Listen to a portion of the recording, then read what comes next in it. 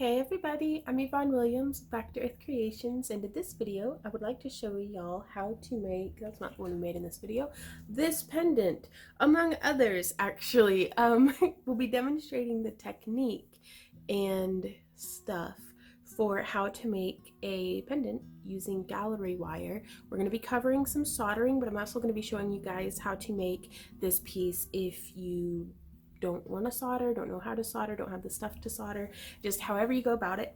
I'll show you guys how to make this. So let's get started. This is the gallery wire that I've been using. They sell it by the feet, and 5 feet of wire so far has gotten me all of these cabs back here, this cab over here that I'm grabbing. So quite a bit. And I still have a little over a foot left. So that's pretty cool. You can use a variety of different shapes of gallery wire for this, but I just wanted to show you guys how I go about this. And I'm going to be demonstrating on 2 stones side by side, that way I can be getting different perspectives and stuff, and sometimes I might mess up on one in a different way than what I messed up on another. So I'm going to begin by setting our stone on a flat surface, and I want to shape my gallery wire around very snug to the edge of the stone. And it can be a little clumsy right now because of all of the wire still attached, but that's okay.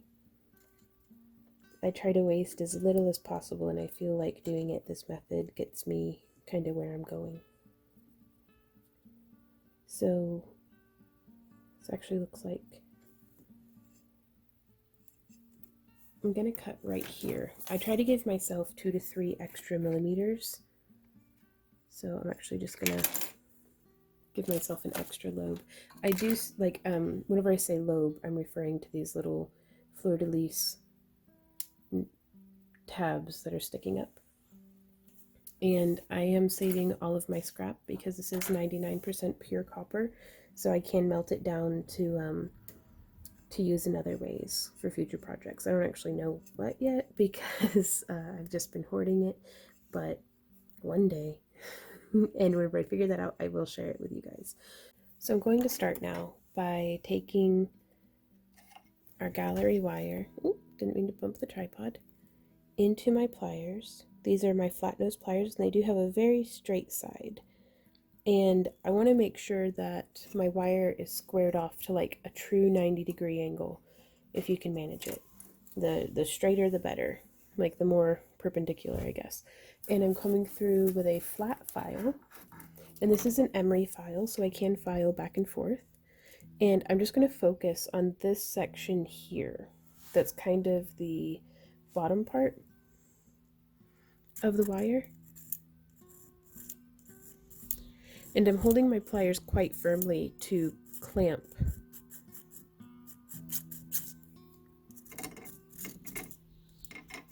You'll notice I am bracing my hand here on my bench pin and just filing carefully back and forth. This is going to give us a very, very flat surface. Also, slight disclaimer, I'm a very beginner at soldering, so if y'all out there with more experience than me, if you notice that I'm doing something weird or could maybe be done more efficiently in another way, please let me know, because I'm self-taught so far, and I need all the help I can get.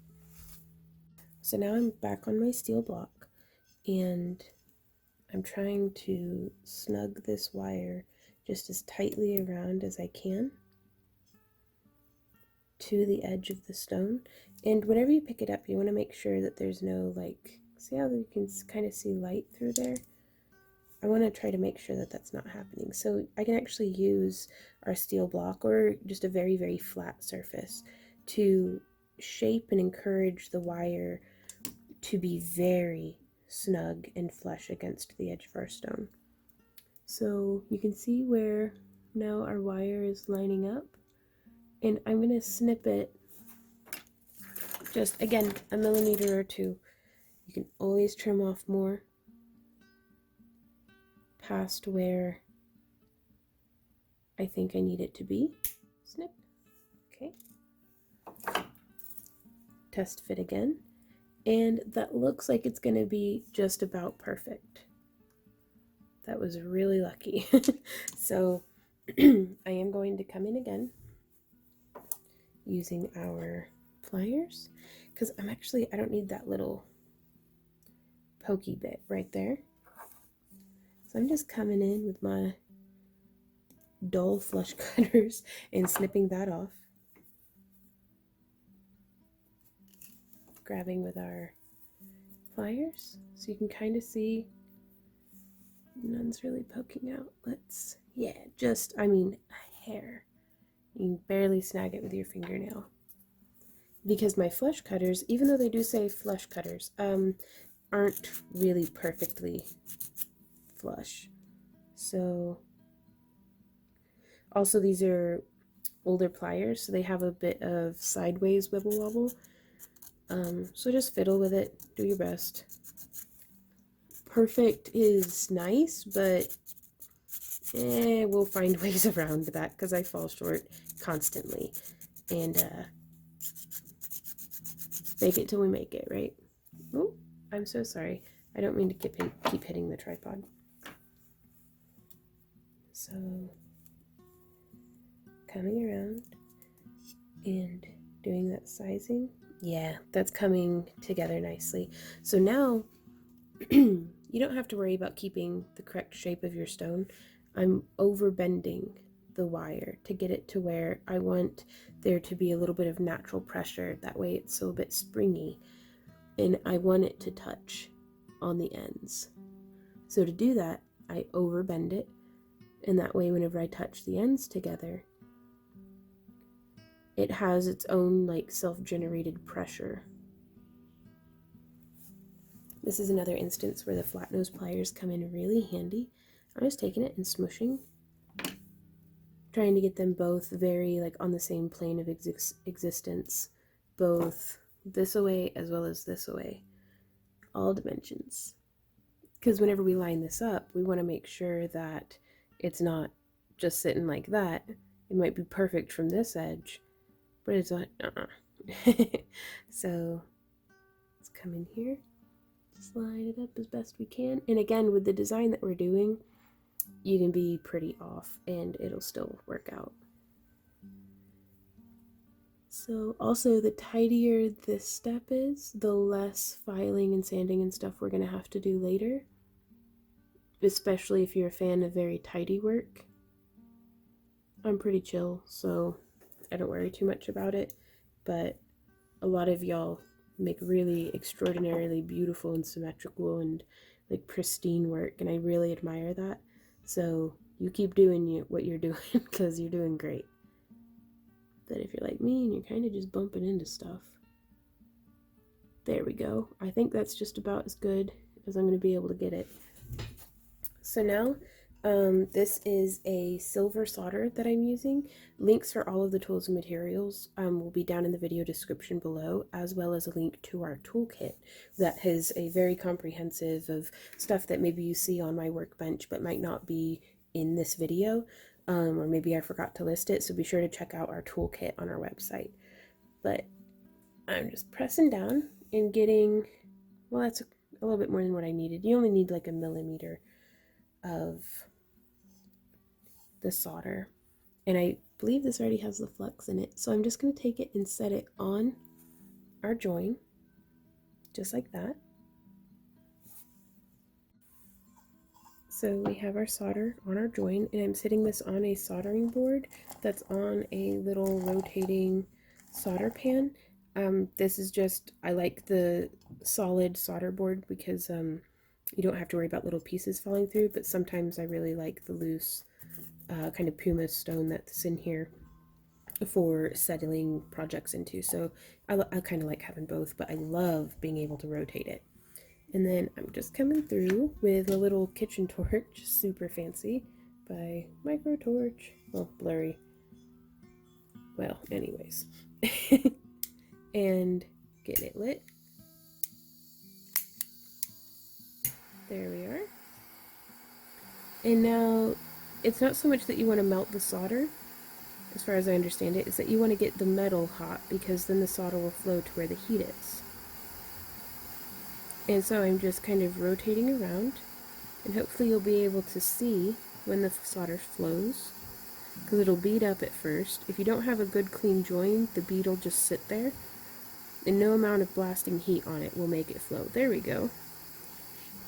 So you can kind of see. Set that off to the side. Do not pick this up with your hands.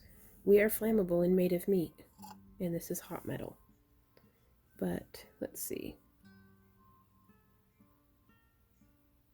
Will the camera focus? So yeah, you can see how that silver. I'm going to go ahead and quench this. I just have a little cup of water over here. You can hear how hot that was. Swish, swish, swish. Zooming out. It's just an old cup that I have some water in here on my work surface. And immediately out of the water, you can touch it, but you can kind of see, maybe, how there's that little nub of solder, and you can test it. It's pretty well together. Very cool. Now that we have done that first solder, I'm going to be fitting this onto our stone.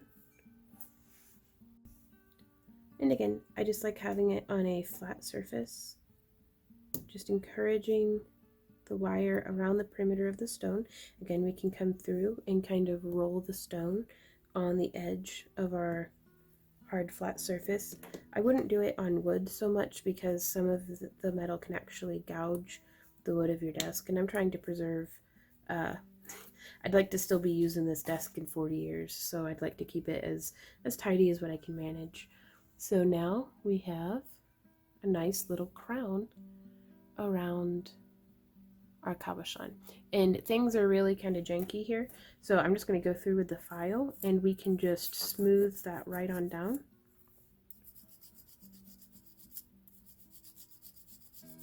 Both on the side as well as the back. Speaking of the back, I think the back of this stone is just gorgeous. So we're just going to keep filing.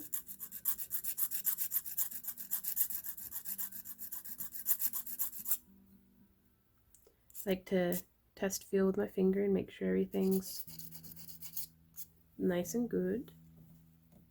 It's also a great opportunity to use your bench pin. No sense in making things more difficult than they have to be.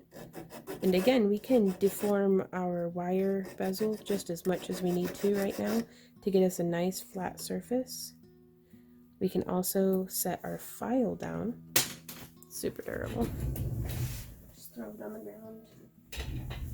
We can set our file down, or sandpaper, or just whatever you have, and pressing on the back side.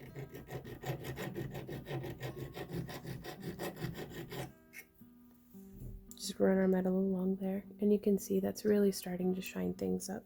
I really like doing that for when it's the bottom of a piece.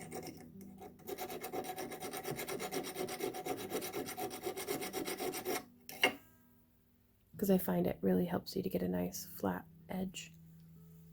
So I have another bezel going here, and I'm just placing our solder on it. Get on there, solder. Boop. There we are. And now I'm going to come in and torch it.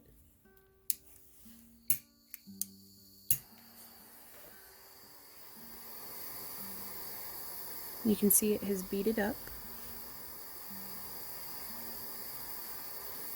And now, well, it slid right on down off of the, where I put it. The metal has tarnished, and it's heating up, and you can kind of see it coming up into the crease. And the spice will flow. There we are. The solder has gone on in. Let's test it out and see. I'm going to take this and quench it. Nice and hot. And let's test. Yep. That's pretty good. Right on. Practice makes for progress, you guys. Truly does. So now I'm going to go through and do the bezel for our other stone, because I'm really hoping that I'll be able to do some troubleshooting with you guys of what to do whenever it's not lining up like perfectly. Excellent. This one is not lining up perfectly. In a perfect world, they would. Actually, this one's significantly better than I thought it would be. Well, okay. So I am going to clip. And now also sometimes this is a great option for even if everything fits perfectly, but you have like a really tight bend, like if you're doing a teardrop, sometimes it can be a really good idea to go ahead and remove one of the lobes of your gallery wire. And this would be a way that I would recommend to do that. And that's honestly, y'all, this one's looking like it's going to be perfect. Oh, snap. Okay, well, let me show you on like this piece right here. For this piece we had gone through, and you can see I went ahead and snipped and just removed a whole section of the gallery wire lobe, but then kept that base wire. That way whenever we're fitting our bezel on, everything still fits. And I just like to have that section around a tighter curve, so I have it be towards either the top or the bottom, as opposed to on a longer straight side where maybe the inconsistency of spacing won't be as obvious. Or rather, on the side it would be more obvious, so I try to have it in a less conspicuous place. The next step is going to be to make the little bit of wire that keeps the stone from just sliding out the back of the bezel, and you can add little decorative components. Sorry, my stone's still wet, but little decorative components to it, or you can have it like how we do here, where it's just a circle kind of all the way around. If you're more careful than me with your measurements, you can have where the ends come together and it just lines up perfectly. I'm not that tidy of a metalsmith yet, so this is how mine are coming out, and I'm pretty okay with that. I don't mind that little gap there at all. So we have our annealed wire, and we have our soldered frame and our cabochon. And I'm just going to come through and trying to keep our square wire just as flat and square as what we can. I'm bringing our wire around, and if you don't have quite enough wire to go all the way around your stone, don't worry about it. I'm actually going to come in now and make just a little curly Q. Oops, didn't mean to bump the tripod. That's just a theme for this video. I'm so sorry. But yeah, I'm just going to make a cute little decorative spiral on each end because I think it's cute. And now you can see this is kind of not really flat, so moving our stone off to the side. This is going to be loud, probably. And I have this second steel block, and I'm just going to smash. And now you can see this is much flatter. It doesn't have nearly as much wobble to it. And so now I'm going to take this, and I like for it to have a little bit of spring back. I don't want it to just be sitting loose inside of our gallery wire frame. So you can see how those little curly cues will be sitting. And we could check and see if there's any light coming in around the edges. We want to keep this wire just as firm as what we can to our gallery wire frame. And I'm just going to do 3 points of solder because we're going to be wire wrapping over this. So and considering I'm such a noob at soldering and it's so messy and hit and miss for me, and I don't know if I trust it to like hold up over the long term or anything like that, so I just want to get this kind of tacked in So the way that I'm going to do that is with our syringe of solder here.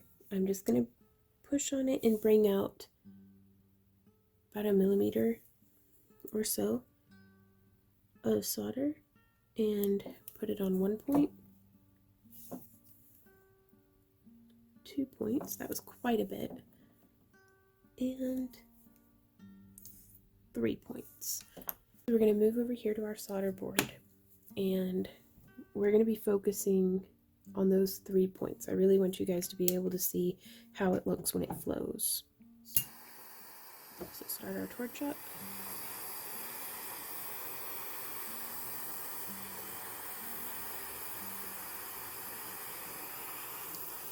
So if I do it long ways, I'm hitting more of the wire, so my heat isn't being wasted. It's actually heating up more of the piece. That one flowed.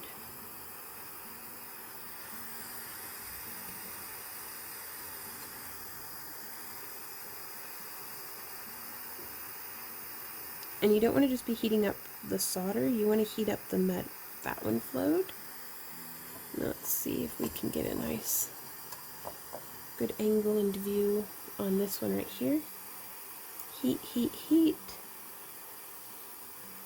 Moving that heat around and it flowed. Yep. By just dunking it in this cup. Swish, swish, swish. A lot of the fire scale that forms might come off at this point, but I do have the pickle pot heating up, which is back here. It's just a mason jar heating up on a like a Mr. Coffee heater, or a candle wax melter or something like that. Has my pickle solution in there, and then I have this little jar of baking soda water solution. But let's test our piece. So this is looking pretty good. Oh, it's got a little bit of wiggle there, but I think that'll be okay. And then here, because as you can see on this piece, we could actually skip soldering this back piece on entirely because the wire weaving is holding it into place. But I'm trying to fit in some practice, and practice makes progress. I'm a far away from even proficient as of yet. I think this is going to be the top side actually on this one, but so yeah, so as much practice as I can fit in, the better. So I'm going to just use my thumb, my fingers, that's how soft this wire is right now, to just splay open these lobes just a little bit so that we can very easily and comfortably just fit our stone down into its setting. And that's how the back will look, which I think so pretty, you guys. And this is something that, with covering up just as little of the back as we can, makes me really happy. The next stage in our construction process, after assembling the gallery wire bezel and attaching the square wire to the back to keep the stone from passing through, we're going to be going through with a bezel roller, or you could use, honestly, any piece of wood. I've used the end of an awl to kind of curve it down, and whenever I set softer stones, I actually prefer to use the wood to do that. So I like to go around from the opposite ends and kind of stabilize things. And honestly, right now, the copper wire is so soft that we can actually come through and start to shape it with just our fingers. And that way I can kind of do opposing sides and make sure that everything's going to be collapsing in equally. So if it's like the petals of a flower closing around, you want them all coming together. You don't want them to be like stacking on top of each other, if that makes sense, especially around the curves, like the sharper curves where it starts to get a little tight. So I like to do those ones first, and I'm just coming in and using the full length of the bezel to just make good contact all the way around. Let's get a different angle for you. I'm going to see if I can work around the camera here, but you can see I just line up the bezel and roll it. I don't mean to overshadow with my hand, but it's like quite late at night. But yeah, you can see we just roll that over, being careful to not scratch the face of our stone. And once I've capped one end, we'll go through and do the other end of the stone. So again, just rolling that around. If I were to do this with the wooden end, I would just kind of press. Now with the wood, I don't mind nearly so much if it slips. But I want, though, to get the tips of these gallery wire to sit just as flush to the stone as I can, because you don't want this snagging on your skin or clothing or getting your hair tangled in it or anything like that whenever you wear your pieces. So the more we can securely smush those tips down, the better. Okay, so at this point, we should have our gallery wire and square wire bezel soldered. But if you have a piece that, like me here, or like how we have going on here, just will not get its life together, like I've actually filed and tried so many times that now my gallery wire is too short to fit around the stone. And it's only like kind of soldered in one spot. So I figured I'd take this opportunity and show you guys how to do this piece without soldering at all, because whether you have it with the soldering or without the soldering will kind of move forward in the same way. And you can get however fancy and complicated and just extravagant as you like. I'm only going to be doing this with 2 core wires. I have done this piece style with up to 5 and made like really intricate like 3-layer bales and stuff, but just for the sake of the tutorial, to give you guys the gist of the construction of the piece, I'm using 2 core wires that are 16 gauge, but the point of all that is you can do whatever you like. And these are, about 14 inches long.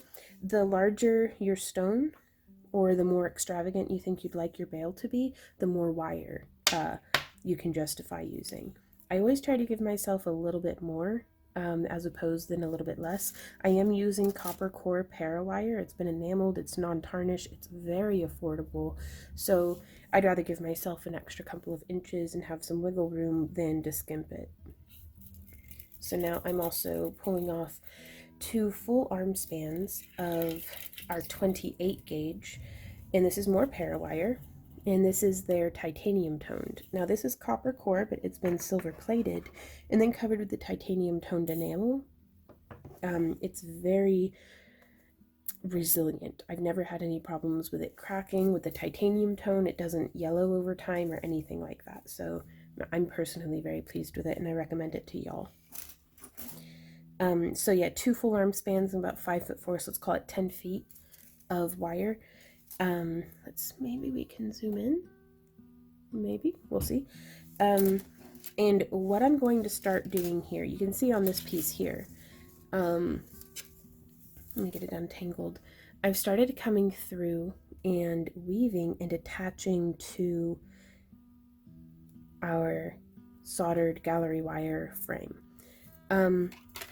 For on this piece, since the frame doesn't completely stick together on its own, instead of starting my weaving on these wires as I did here and then attaching it, I'm actually going to start my weaving on our bezel. So I'm going to find the end of my wire, and I want to come over here where the join would have normally been on well, I guess rather wherever it is that the join is, that's where I'm going to start my weaving. And I'm going to begin by right here on the gallery wire, just going through that little space that's there. And I'm going to pull it all the way. Sorry to go off camera, but I'm just struggling. I'm just wrestling with it. Wiggle this down to, huzzah, the center of our wire. Though actually, please excuse me, the center of the wire I want to end up being like over here. So I'm actually going to pull about a foot or so further. In the past, again, with this piece, I started like right here, and I wove 10 and then around just one, and then looped 2 around, 2 kind of stitches, 2 wraps around both, and then 5, and then did 1 stitch to attach it, bloop, there to our gallery wire bezel, and then continued that weave around and kind of repeated that on both sides. So that's why I keep kind of, my thought process keeps going back to starting in the center. But on this one, it's a little bit different. And I'm sure you'll be doing projects that are just a little bit different on their own too. So from here, and again, the center of these wires, I want to kind of line up with the end of our piece, or the center bottom of our piece. So I'm just layering in this one wire. And I've got, there's 1, 2, 3, 4, 5 wraps on that side. Then I'm actually just going to flip this, because when I'm wrapping like this, I'm right hand dominant, and I like to just kind of work that way.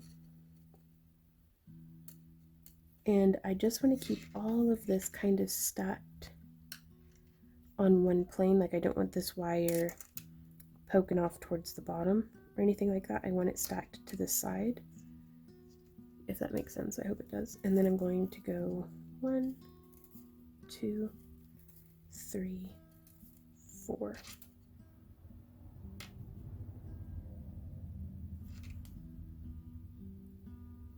Pro tip, we can zoom in way far with our camera.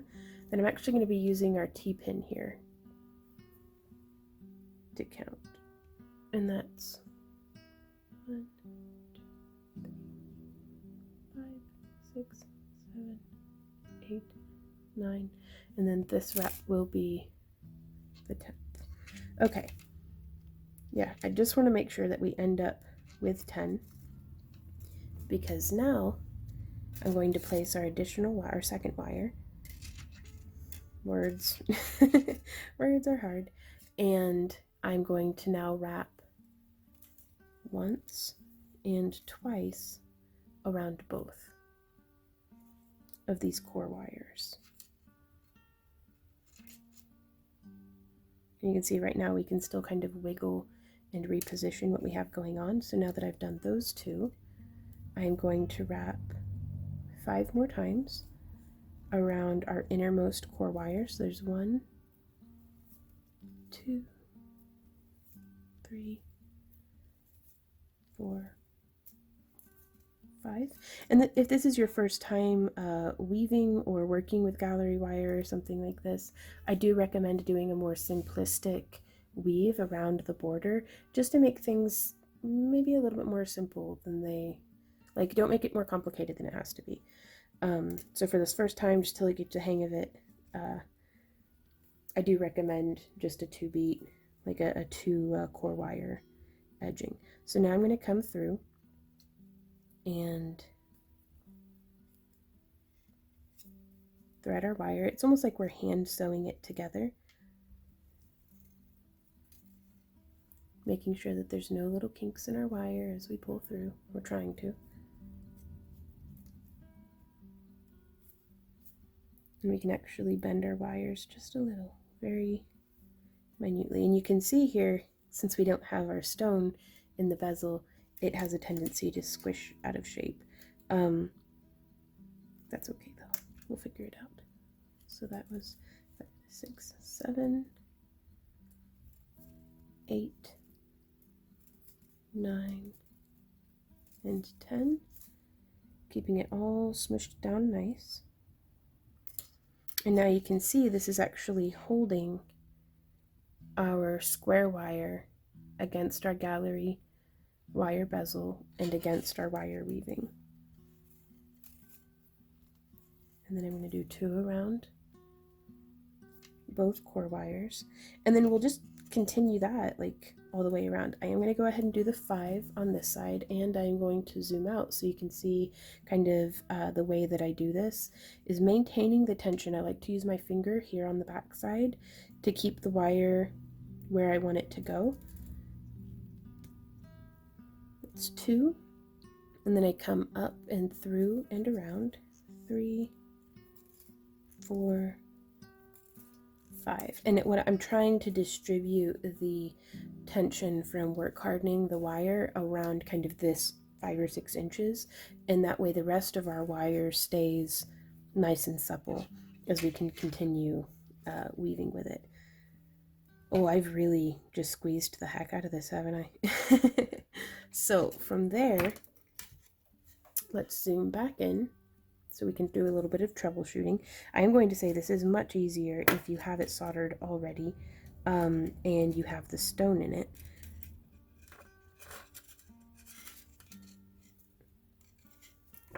Trying to untangle my wire from all my pliers and things. And so now I want these ends to be as close to each other as possible. There we are. And that'll be something to be mindful of. So to follow along with our pattern, we have, coming from this direction, 2 around both are 10, so now I'm going to do the 2 around both. So there's 1 and 2, and now 5 around the 1. So there's 1, 2, 3, 4, 5. And as we get closer and closer to this kind of spot, we'll want to be very careful to maintain tension. And as we go around and do this, we're not going to be able to maintain having that little wire. Sometimes we're not able to maintain having that wire, that connection point between the frame and the bezel, be consistently in the same spot. So I'm actually going to go, we did 5, so there's 6, 7, and 8. And honestly, for anybody to notice this, they would have to be looking under such a microscope at your work and if anybody notices, they're going to have to be looking for it. But you are the creator of your own pieces. So, oh, there, I whopped the tripod. It's not a proper video till I'm making y'all seasick with the shaky camera, is it? But be however meticulous with your work as you choose to be. So we did 8 and then came around. So there's 9 and 10. And so I'm using that weaving there to make that gap just as small as possible. And now we're going to continue 2 around both, then 1, 2. I like to maintain pressure with my thumb, keeping that wire nice and tight. There's 3, 4, 5, which it can be a little hard on your hands, so don't worry if you take a lot of breaks or anything like that. Just craft as it keeps you happy, not because you have to. So yeah, it doesn't quite bring us as lined up to the center of the hole in that gallery wire as what I would like for it to be. Like I want the wire to come through right here. Oh, that's blurry, isn't it? So I'm going to do like 5, 6, 7. That brings me around a little bit more. Oof, I'm just reaching trying to get to the end of my wire. And so I've got the end of my wire and I'm just going to thread that through like I'm sewing with a needle and thread, but the wire is both the needle and the thread. I like to keep my finger right there because it keeps the wire from kinking as we bring it into, as we tighten that little loop down. And I'm just gonna just a little at a time. You don't have to get it shaped around all at once, because I find that makes it more difficult to weave. 9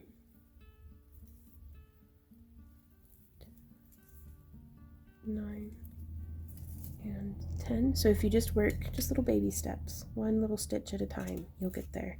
And just try to do your best on each stitch, and you'll be amazed at how your piece comes out. So there's 2 around both. So I think and I hope that you might be getting the idea. 3, 4, 5, 6, and 7. Yeah, I think that'll be good. And if future Vaughn who edits, probably I'll be popping it at the end of the video, but you'll be able to see some alterations, modifications, I don't know, some sister pieces to this design. They're similar but different, where instead of hugging close to the end all the way around, like this one here, I have some pieces that I've done where I started with a point and filled in some little beads there. I also, instead of doing this kind of bail up at the top, you could also add in some different beads and stuff. So again, this is just the foundation, kind of getting the creative juices flowing to, you know, give you a foundation to launch off of, to make it your own and do a bunch of different designs and really get wild with it. Because once you have this part and a way for it to attach onto a necklace, or a chain, or make a Viking knit necklace, or strung beads or something, or macrame, I mean anything, the rest of it's just your own creativity. Like structurally, this stone isn't falling out. So that's the goal on that one. Yeah, so we're just going to repeat this all the way around. And while I do prefer to start kind of in the bottom center, like how I was doing on this piece, and kind of working, you know, I'll do like a centimeter or 2 on one side and then do a centimeter or 2 on the other. For this piece here, I'm actually going to continue working all the way around until they're a little bit more matched up. And I think we're at a point now that we can set our stone in that way our bezel will maintain its shape. Now I'm not going to be pushing the stone all the way down, and I'm not going to be actually completely setting it yet, but this is where using the T-pin will come in, because it helps us to make a space there. So like over here on this opalite piece that I'm working on, where I already have set the stone in, I just use the T-pin. Watch out for your fingers, because these things are sharp. And I just use it to kind of like an awl to make that space large enough for me to be able to fit our weaving wire through, even with the stone set in. But this copper wire is still so soft that I'm kind of distorting and deforming it just with my death grip, apparently. So I do like being able to have the stone in there. So let's do a little bit with the stone in. So there's 2, 3, 4, 5.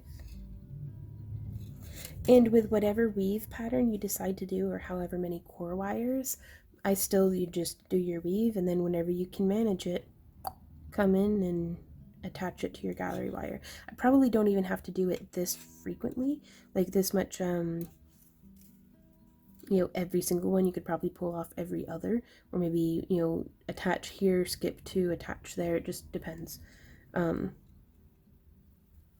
So all in all, the gist is the same. And I've lost count. So that's a thing. Whoa! Super durable. It's still intact. Excellent. So that's what I do like having the stone already set if I can manage it. So I'm going to count this, and we're going to keep weaving all the way around, and I'll meet you guys back here when I've done that. Alrighty, y'all. So I put the stone back in, and I just, with my fingers, just pressed down on 4 of the tabs of the gallery wire to just keep it from popping out and flying all over the place. And we're getting now to where it's starting to look like, okay, you can see the shape of how it's going to be. And I'm just continuing around and making sure that we're hooking through and holding on to both of these pieces, because all through here none of the soldering stuck. So again, I'm treating this just like if what if we just never tried soldering the piece at all? Would this be possible? And so my focus here then has been on having, on one side right here is the gap where our gallery wire meets, but it's up against a solid side of where our square wire is. And then over here we have a nice solid side of the gallery wire, and this is the gap that I tried to make a little bit more decorative, like it was on purpose. So yeah, there's the gap in the square wire.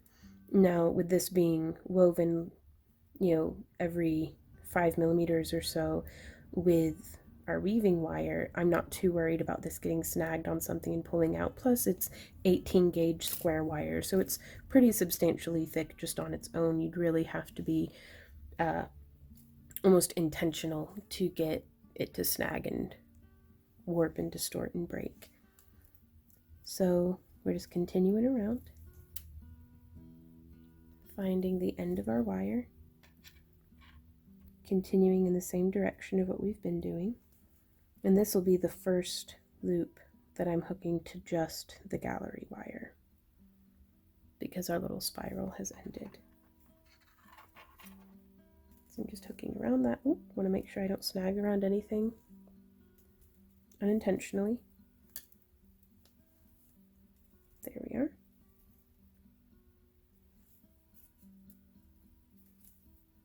Then pulling that down nice and tight. And again, the T-pin, I got them in like a pack of like 50 or 100 or something, I don't know, but they're, I mean, wonderfully useful in wire wrapping. Just whenever you need something that kind of gets in there. So that was 6, so there's 7,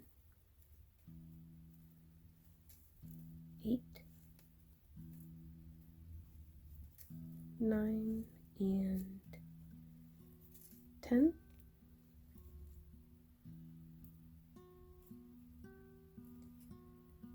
And I kind of want to just press on the sides here. You could use some flat nose pliers to push and make sure that your gallery wire is sitting nice and firm and next to where you want it to. I also do like to use my round nose pliers in over here to just make sure that our gallery wire frame is sitting nice and close. I'm actually going to use my fine tipped round nose pliers, just come in there and there, and just squeezing just a bit, just trying to make that nice and together. Because we do have, I mean, just a little bit of that gap there that you can see, but again, I think it'll be all right. So more of the same, just coming around, bringing that together, bending and shaping that wire to fit the curve of what we're doing, and then more of the same. So there's 1 and 2, 3, 4, 5. I'm gonna do 1 more. So there's 6. Now let's fade it around through. Just hooking through just the gallery wire again, because you'll see on the back side of this, you can see sometimes the wire will want to get kinked up. Just be patient with it, be patient with yourself. Try to keep everything from snagging.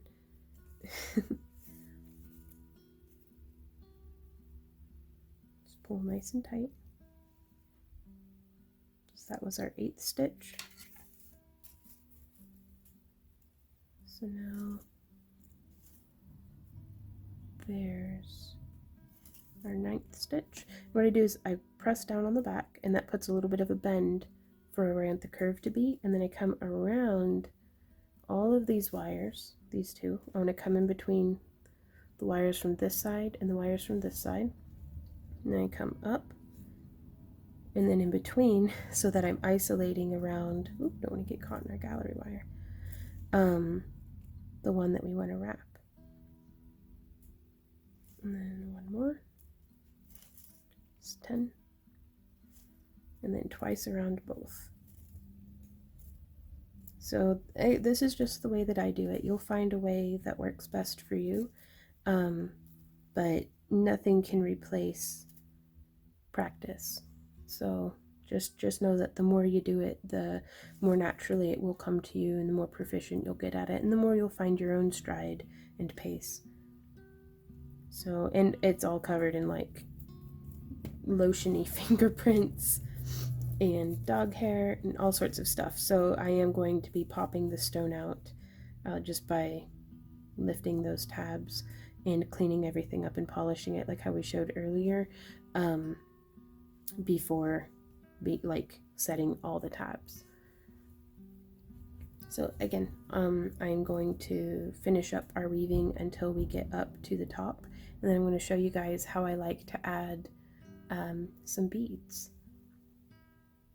So I've gotten as far as I think I'm going to go with joining the gallery wire to our outer frame, and I'm just coming through just with my sweater and just getting all the fingerprints for the most part off of the stone. There we are. And I've opened all the little nodes up, and now we can come through, and I'm just going to very loosely at first just get everything pressed in with just the wooden butt of my bezel rounder. Cat hair is always free. And you can see the spacing's off just a little bit there on the side, and that bugs me, so we'll deal with that. But first, I'm now going to go through and really shape all of these tips down, because this is the kind of thing that if you're wearing it with a sweater and you're wearing it on a long chain or something and it flips around, these little tabs might get tangled, or if you have very long hair, or just gravity or wind or life, any of these things can make wearing jewelry just complicated in general anyways. So let's do our best to get that just as rounded down as we can, and then I'll show you guys how I like to deal with that discrepancy in spacing. Again, trying to get all the little cat hairs and fingerprints off. I hugged the cat just not too long ago while I was putting her outside, and so now I am covered in cat hair. So that's life now. So now what I'm going to do is I'm actually just going to, with my fingernails, or you could use a T-pin, or you could use a plier tip. Just if you're doing this, be very, very careful with if you have a very soft stone. I would never do this with like a malachite or something. Just feel like I'm asking for trouble on that one, like a malachite or a turquoise. But this onyx, it can take it. And I'm just gonna push these nodes over just a little, so you can kind of see that spacing. And you may like that, you may hate it, it's entirely up to you. But I think this will be all right. And also, if this were a custom piece for somebody, I'd feel a whole lot different about having a discrepancy like that.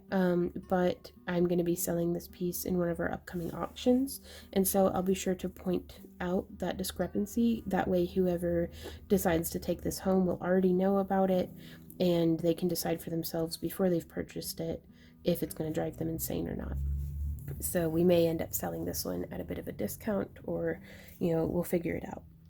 So, but pretty happy with it. Because with the gallery wire, sometimes you just find yourself in a position where it's like, you know, I'm either going to have one tab too many or one tab too few. And typically I prefer to have this happen in a spot like maybe centered up at the top. Like that is what we did over here with this lapis piece, I think.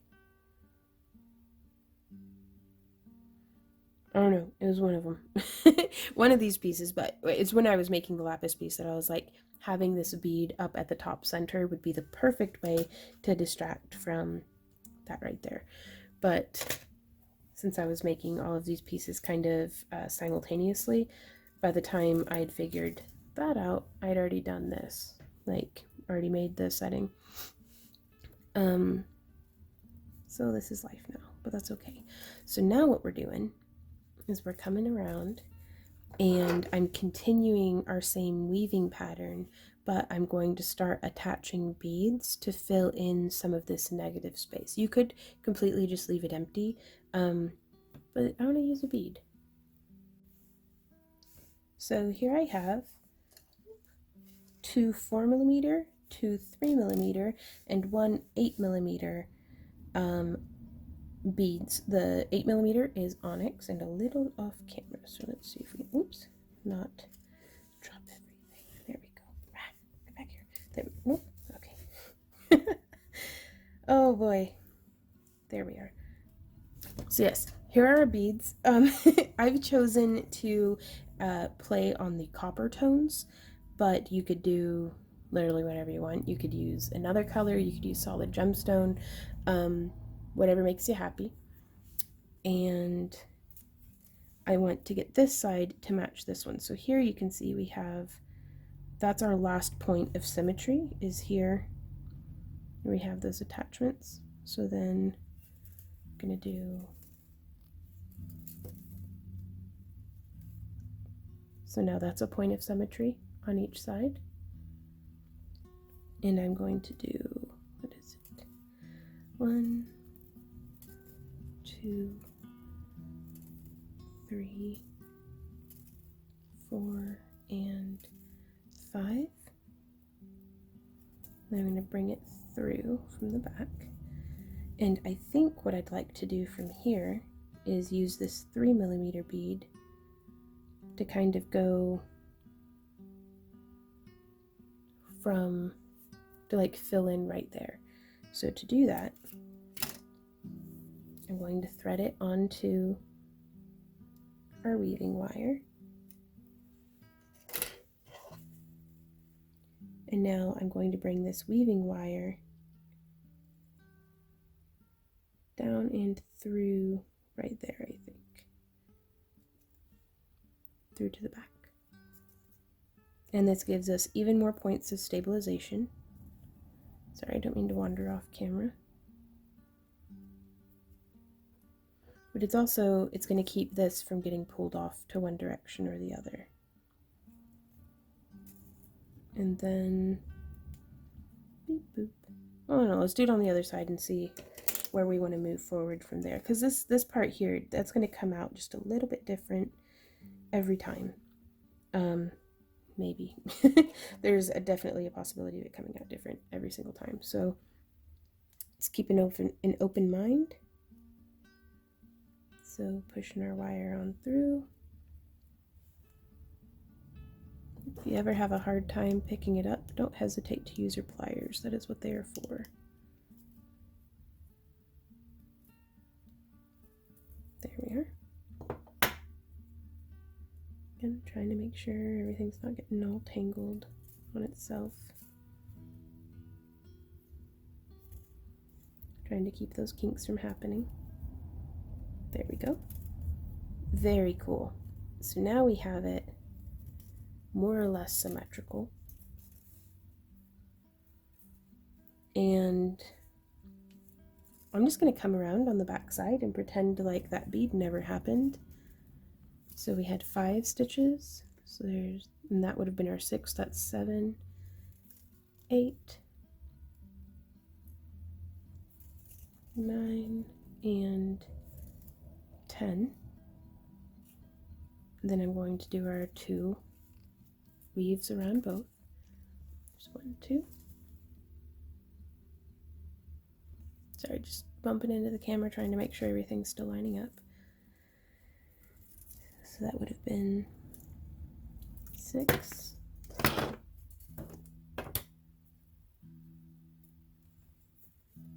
So there's 7, 8, 9, and 10. And then we're going to do, there's 1 around both, and then there's 2 around both. And so now from here, let's see how these beads will fit in to each other. I think we can fit the 4mm across the same way that we had done the 3. Let's see though, it might get a little tight, that'll be okay. So I'm going to do 1, maybe zooming in.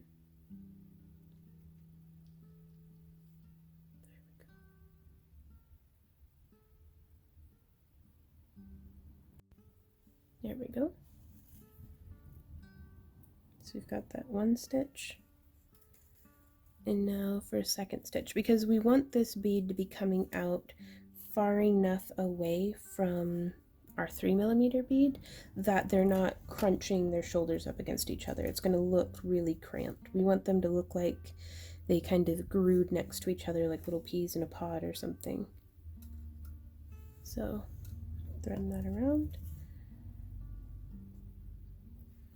And now I'm going to come through this next, not through there, because I don't want any of our silver wire sitting on top of the gallery wire. I want it all to be going through right there. Cool. And this is just my piece. Y'all's piece might come out differently. Hopefully it comes out differently. Or it comes out the same. I don't know. We'll see.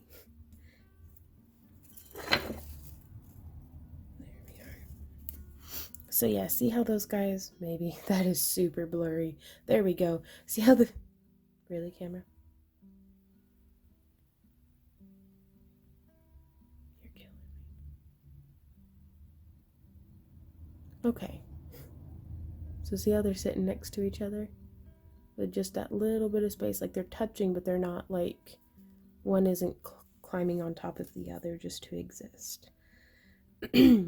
So from here, let's put in the other one, the other bead, before we decide too much of what to do. Because sometimes you just don't know what's going to be best.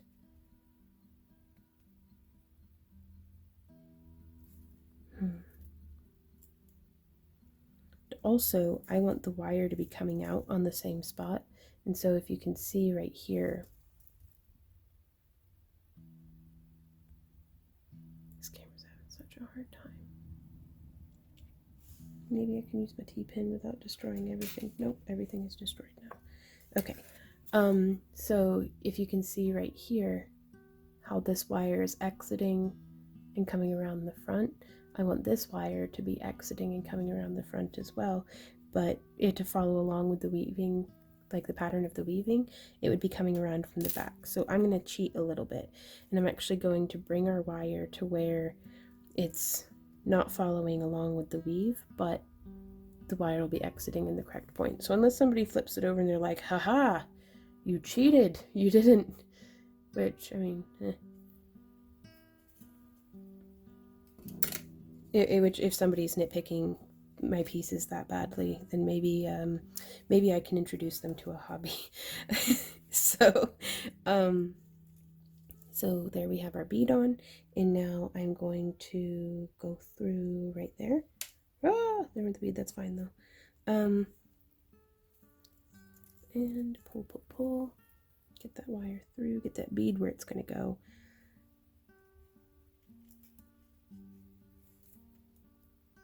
There we are. Oh, that's fantastic.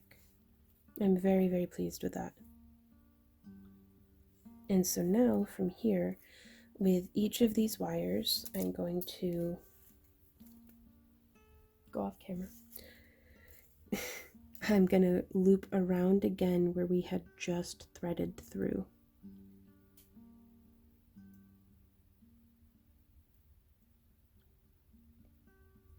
There we go. So there's that one.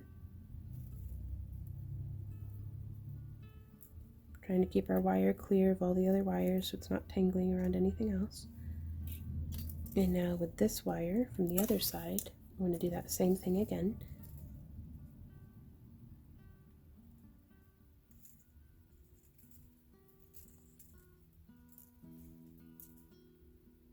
Which sometimes it can feel a little tricky, but you'll get it. There we go. Now this one I've wrapped around everything so much. Oh no. So let's pull, and it looks like I need to just get around. There we go. There's no need to rush through any of this stuff. So now we have both of our wires coming up kind of in the middle there. I'm going to bring them together till I have their ends. And now I'm going to thread our 8mm onyx beads. Onyx bead. I've gotten these beads from Fire Mountain Gems, I believe, but there's a lot of different places that you can get beads from. Links for all the different tools and materials will be down in the video description below. And so that's going to sit there just like that. And I'm actually going to bring these wires around. And do I want to do it from the front or do I want to do it from the back? Let's see. Let's do it from the back. So I'm going to come in and I'm going to start making coils around just this outermost wire. So there's 1, 2, 3, get that head pin out of the way, or T-pin, 4, 5, 6, 7, 8, 9, and 10. And I'm going to do that same thing on the other side. Again, focusing on just doing the coils on the outermost core wire. I'm going to try to keep everything nice and centered up, but I'll show you what the point of all this is, because I'm going to be showing y'all how I make this style of a bail that I like to do. Just something different. At this point, honestly, you could do whatever kind of bail you want. I just wanted to show y'all something that I haven't covered in a tutorial before. 3, 4, 5, 6, 7, 8, 10. I just like to do 10 coils because that's enough that it kind of will hold some of its own tension. Even whenever you're bending the wires like this, just bending it out, I'm grabbing this side and bending it out. Like if we only did 5 or 3 or something, that would have just pulled. Okay, so now from here we still have these 2 wires that are twisted, and so I'm actually going to bend these back 2 wires out of the way just a bit, and now I'm going to come in and let's see if zooming out just a little so you can see what's up. I'm going to just twist them. 2, 3, being very firm. 4, 5, 6, 7, trying to keep them at a 90-degree angle. 8, 9, 10, 11. It's a little hard on the fingers, so you could use pliers, but 13, 14, 15. That should get us where we're going. And at this point, we can actually take our pliers and do just a little bit of tightening, but that has hardened it up so much. It is very stiff now. So I am actually going to go ahead and snip just right there. Oh, there's those go. Set those off to the side in our scrap bin. You could at this point, if you wanted to, hammer these wires if you want it flattened out just a little bit. I've been enjoying the kind of rounded look, but it's your piece, you do you. I'm also going to get in here and bend these forward, just right there, trying to do it as uniformly as possible, and using the 8mm. Or no, that's bigger than 8mm. I don't know, it's this thick, that part. Maybe 10mm, yeah. Mandrel. I'm just bringing that around, making that loop. I actually think I'm going to come in here, open that up a bit, and start in from the end, and just be curling and coiling this around, kind of at a smaller setting, like a smaller point, just to see what we think of it. Whoop. Now I can come in with our round nose pliers and tighten that down just a little bit more. And you can see I'm bending it off to the side, but this is going to let us make a very tight little loop. And now we can snip it. Because again, this wire is so stiff, I'm not particularly worried about it coming undone. And also, it's not the only part of our bail, so I think we'll be good. So just keeping that all in line with each other. You can come in here and squeeze those down just a bit. Yeah, just like that if you want. If we were using bare copper, before I curled it in, I might have torched and balled that end. That would have been a really cool effect. And now from here, we have all of this 28 gauge wire hanging off. And I'd like to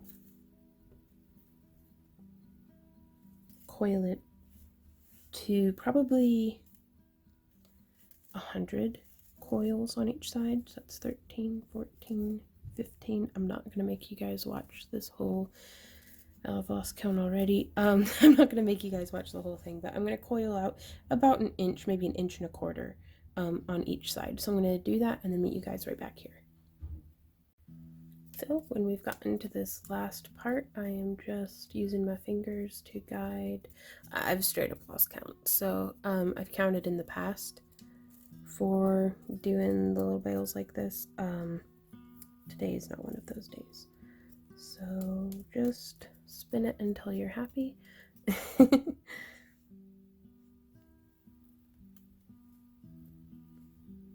And if you don't know if you're happy yet, just line it up and then keep going.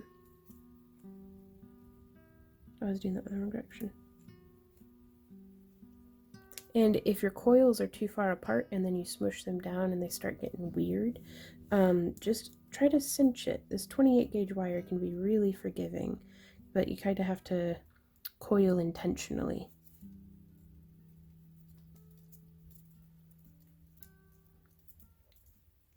Like just kind of going all willy-nilly and not paying attention to what you're doing doesn't get you very far.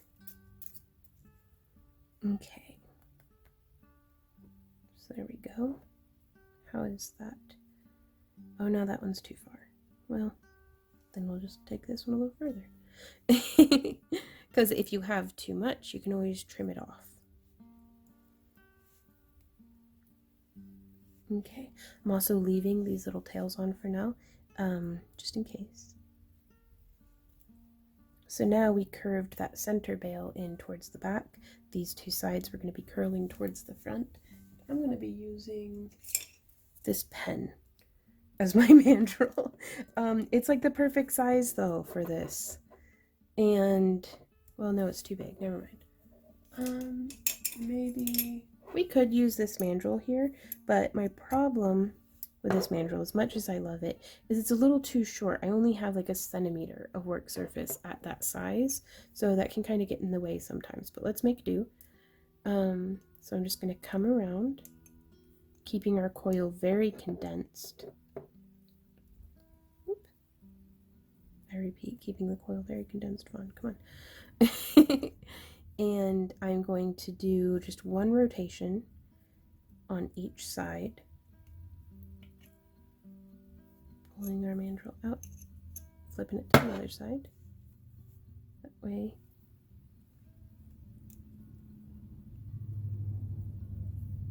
Very nice and kind of snug almost with the way we have this, trying to keep it level. And now I'm going to use the tail end of our wire here to try to bind all of this together. So I'm just binding around this center part, the twisted wire that we've done. I'm going to try to do at least 3 repetitions, depending on how much our wire will allow us. You could always splice in a new piece. This is not necessary, but I never feel like effort towards stabilizing is ever wasted.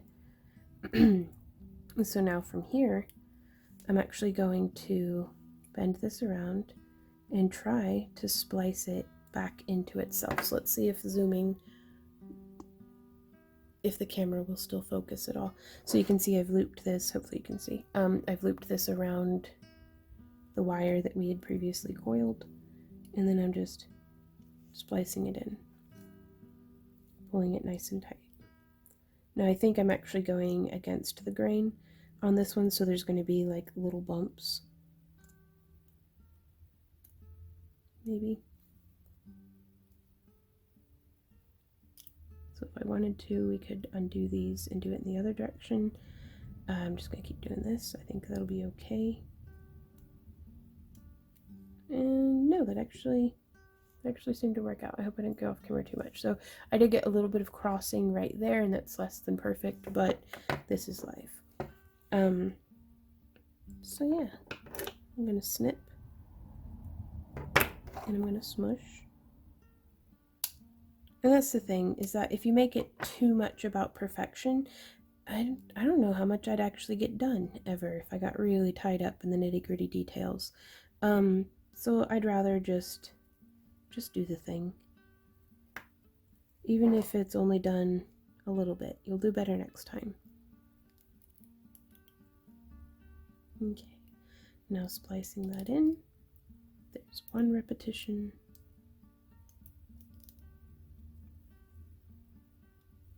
And there's, these pliers come in really handy because there's no way I'd be able to fit my fingers in there.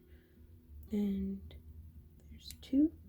And I think I'm going to leave it at that because I don't have a ton of wire to work with over here. And now just bending it around. Sorry, I didn't mean to wander off camera. We've done 2 wraps right there. Beep. There we go. Just bringing that down, pulling it tight, bringing it up and through. Whoop.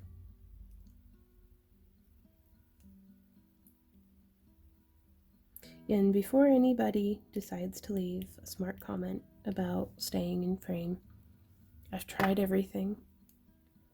I recommend highly trying to shoot a video and staying in frame. And if you are very, very good at it, you are blessed. Because this crap's hard. I am doing my best though, so bear with me. I've tried the tape on the table, I've tried all sorts of stuff.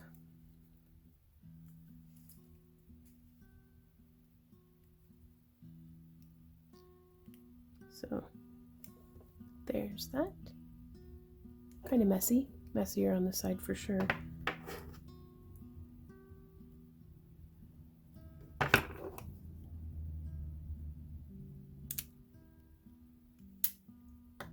Okay. And so now from here, we're going to put our mandrel back in, trying to use the same size as what we had before. And I'm just going to wrap around with just our bare copper. And then I'm going to put a bend right here because that's where I want our bend to be, to end up. And then I'm going to come in, pulling this around, trying to. This part can be quite challenging because at this point in the design, everything's a little stiff.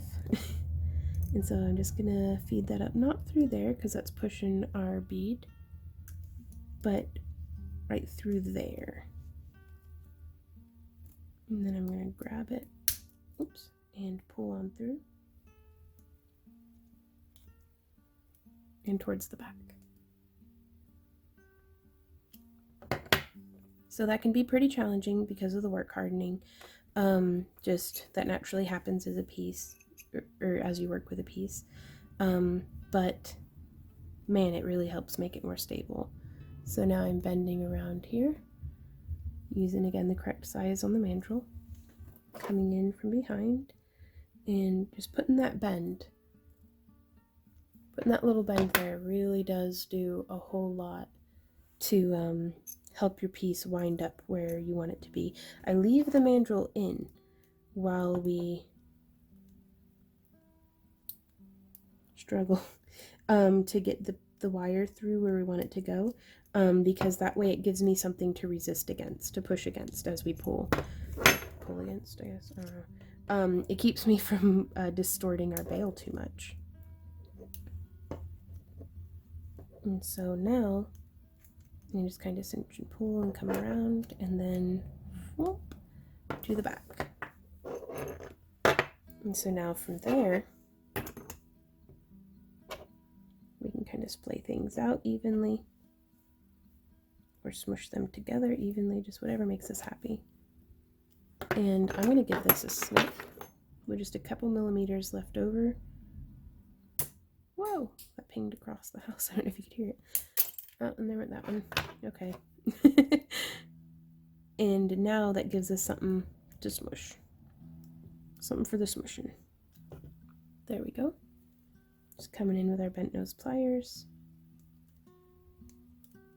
And squish. And so now comes the final primping of our piece. And there we are. We have made a pendant. So that being said, I will now go through and polish this part just like how we did earlier. And yeah.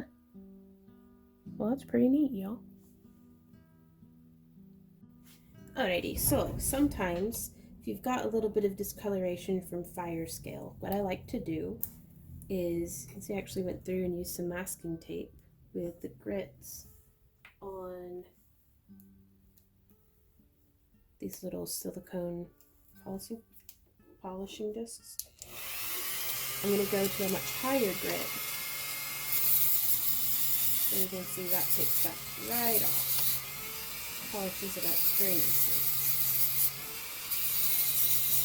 I'm being careful to avoid the silver-plated wire.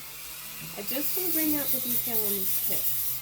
It just occurred to me, these are loud noises, you probably can't hear me at all, so I'm going to be quiet.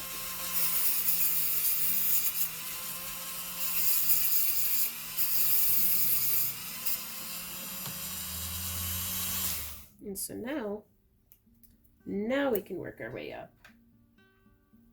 Jump in from the 80 grit to the 220.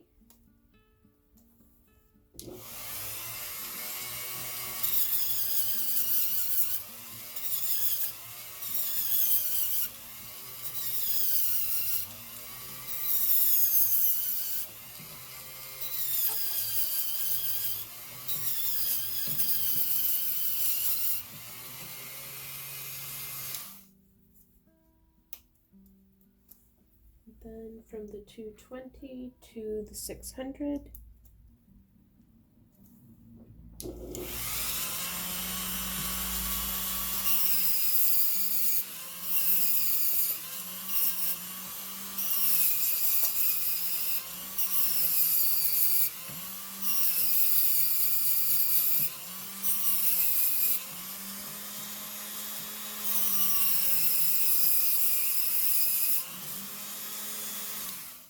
and from the 600 to 1000.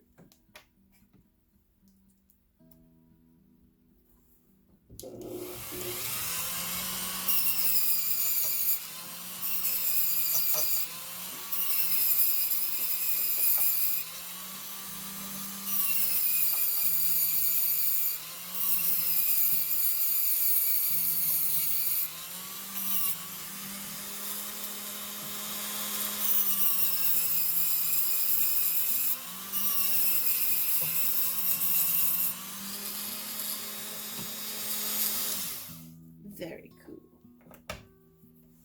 So, coming through this time, smushing those pieces. Any little pokey uppy bits?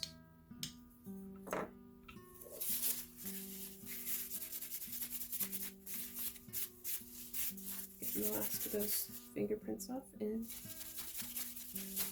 whoop, there we are.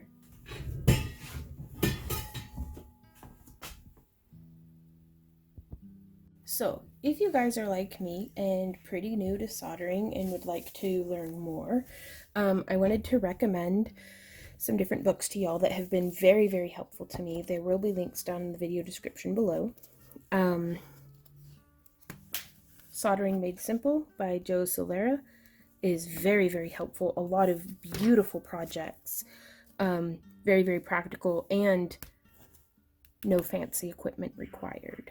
So that's really cool. If you don't want to do torch soldering, but want to make some really cool stuff, I absolutely love the aesthetic of this book by Laura Beth Love, Soldered Alchemy. This is actually using a soldering iron, like how you would use like in electronics. So you can kind of see there, and you can make some really interesting pieces this way. And I actually use a lot of the elements I learned in this book for my electroformed pieces, because I like to be able to make kind of the base very nice and structural and give it some of that depth, and then pop it into the electroforming bath and make it look like it was made out of copper, which is just pretty cool. That's a really fun book if you want to get into that world a little bit, but don't want to mess about with a torch. This is like such a good book. Sorry, words are really hard. It's by Jinx McGrath, Metalsmithing for Jewelry Makers, Traditional and Contemporary Techniques for Inspirational Results. They're not kidding. It didn't come with all the dog fur. That was just me. So many pictures, so straightforward. It breaks down everything. I will never have read this book enough times to have gained all the information that is in here. It was this one was a gift to me, but sorry, I'm just looking at all the pretty, like, look at how pretty it covers chainmail, wire wrapping, soldering, shaping, fusing, just, I mean, so much, making hinges and fittings and like, I mean, so much in here. This one was gifted to me. It can be quite the investment, but my gosh, you guys, for the amount that you're learning in this book, what an investment. You know, it's never a bad thing to invest in yourself and in your education as an artisan. And then also, one that I wanted to talk about in particular is Silver Soldering Simplified by Scott David Plumley? I don't know. I'm so bad at words, you guys. Of all the books, this one had one, or had some, oh, and I had earmarked it and the thing fell out. It has one image in here that is like above all others, all of the other books I've ever read. Here we are. The Common Soldering Problems and Solutions. This was very, very handy. And again, I normally have like a sticky note earmarking this page, but very, very useful to have. I keep this book directly to my left whenever at my soldering station. Whenever I'm like, what in the heck am I doing wrong? So, oh, well, that fell on the floor. Gravity! But yeah, I wanted to show you guys some of the different pieces that we made in this tutorial, because I'm sure you've noticed I didn't work on the same piece hardly twice. Some of the pieces at the time of recording, we still don't have the rest of the setting on. I was going to get a little bit fancy with them, so be sure to keep an eye on like our Instagram account or our website and stuff to kind of see whenever these guys go up for sale. Also, all of these we are making for our auctions as well as for our booth. Whenever conventions start back up again, we'll be going out and selling, and that way we can kind of put investing in our inventory always. So, oops.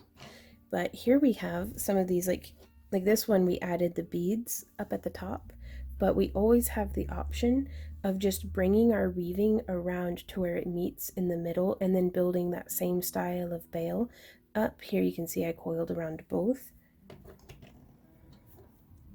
Really like how this one came out. It's a little off balanced up here at the top, but that's okay. Really nice tiger's eye. Just absolutely loved how this setting really features the stone on both sides. So again, we don't really have to worry about covering up just how pretty the back of that is. And you can feature more creative wire wrapping and weaving and all sorts of things with this as well. But really loved this turquoise. And so I'm really excited to have been able to share this technique with you guys. And I'm even more excited to see what y'all would do with it. So be sure, if you follow along with this tutorial, to tag me on Instagram or share it on our Facebook or just whatever makes you happy. Also, we're on our Discord. Links to all that will be down in the video description. Hey y'all, thanks so much for hanging out with me during this video. I do hope that it was helpful to you. If you have any questions, comments, or ideas, just leave them down below in the comment area and I'll do my best to get back to you just as soon as I can. Also, you can find us over on Patreon. You don't even have to be a pledger or anything, but you can send us comments and questions over there as well. I'm a little bit better about replying on our Patreon. We also, for those of y'all who would like to pledge, do all sorts of different like behind the scenes content and sneaky peeky previews that you can craft along with and then have your work featured in our videos. We didn't do that for this one because it took me forever, like 3 weeks actually, to get this video made. So I dropped the ball on that one, but we do it for other videos though too. Also, you can follow along with our lampwork glass journey that we've, at the time of recording, just started on. If you're interested in gardening and stuff, we have a vlog that covers everything that we do here at the homestead other than crafting. And also check out our website, because other than all the cool links and stuff down in the description of this video, we have a curated toolkit on our website that can link you directly to all the tools and materials used in just about all of our tutorials here on YouTube. It's a work in progress still, but I'm pretty pleased with how it's coming along. So be sure to check that out and let us know what you think. We also have a little bit of a blog over there for like little step-by-step pictorials kind of in the blog, talking about how we do how we do some of our projects. So that way, if you want just the quick like Cliff Notes version of some of our different projects, you can check that out over there. But yeah, thank you guys so much for watching, and